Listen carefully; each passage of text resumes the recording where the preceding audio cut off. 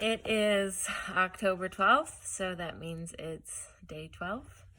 I have been feeling so emotional all the time. I don't know why, and I don't know if it's the moon phases, or if it's just this phase of life, or if it's this journal entry, but I definitely feel like my feelings are constantly at the surface and that I could basically cry at a moment's notice.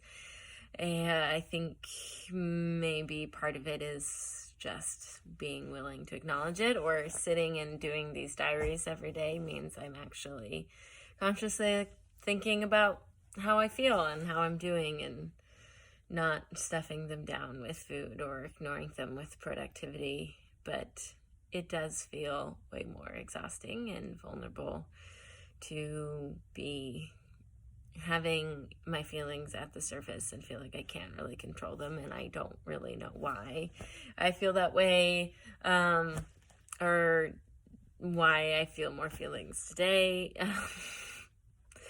But I was thinking about support group.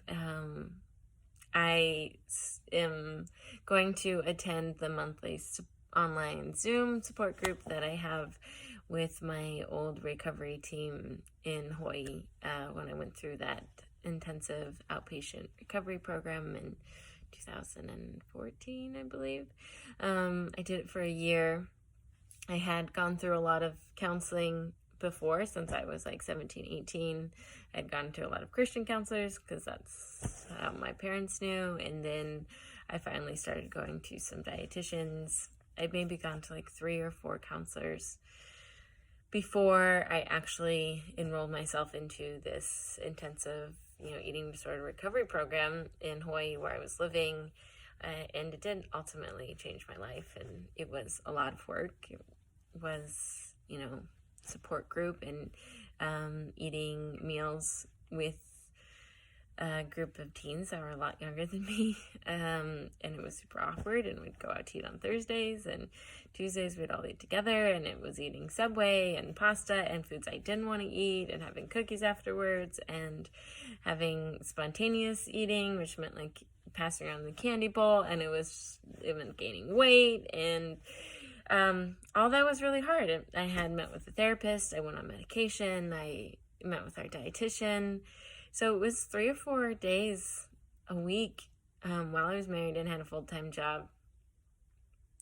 And it changed everything.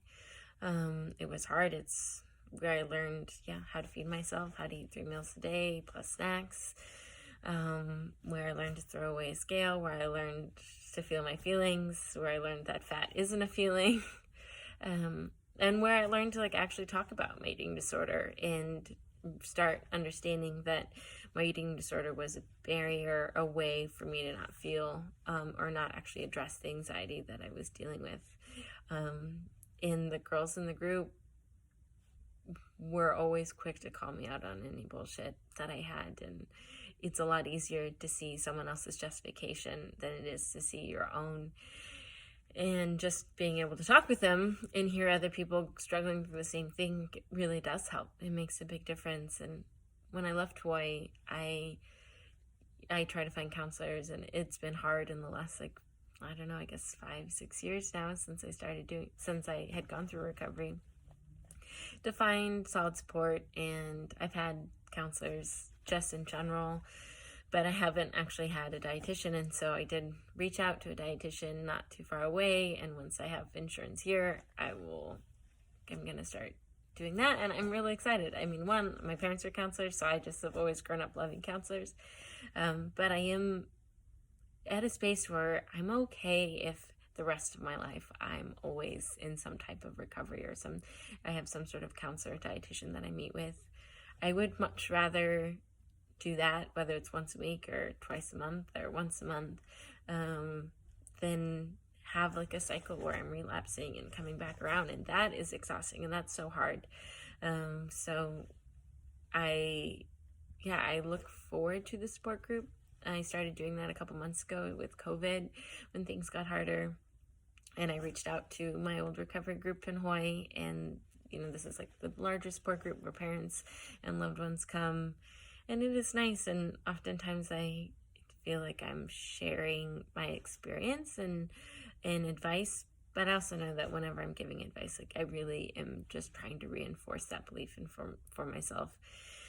So yeah, I always kind of want to find a reason not to go to support group, but ultimately I know it's good for me. I know it's nice to hear from other people. It's hard to acknowledge, I guess, but doing these journal entries makes it feel like I'm already acknowledging that my eating disorder is part of my life. So it's okay. It's okay that I'm, doing this support group. And then I'm also okay sharing about it a bit more. So support group, it's good. I don't like to go to it, even though I know it's good for me.